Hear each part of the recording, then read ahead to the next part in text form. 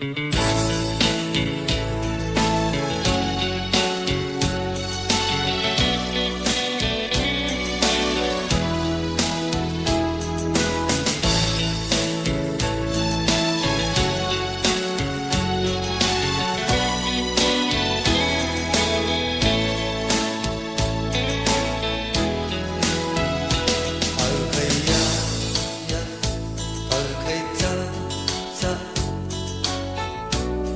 空滾低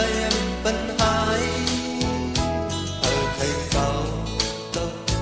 而佢走走，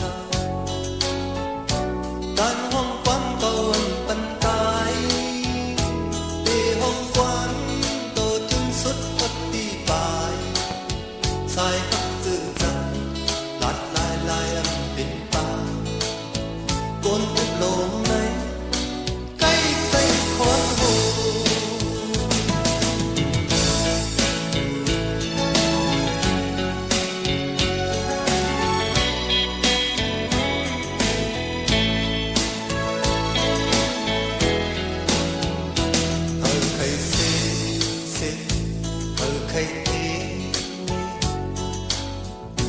giờ hoang quán còn bần thái ở cây xì ở cây sinh hoang quán còn bần thái để hoang quán đó từng sức thoát đi bài dài hấp tự thật đặt lại lại bình bao cuốn cục lỗ này cây cây khoan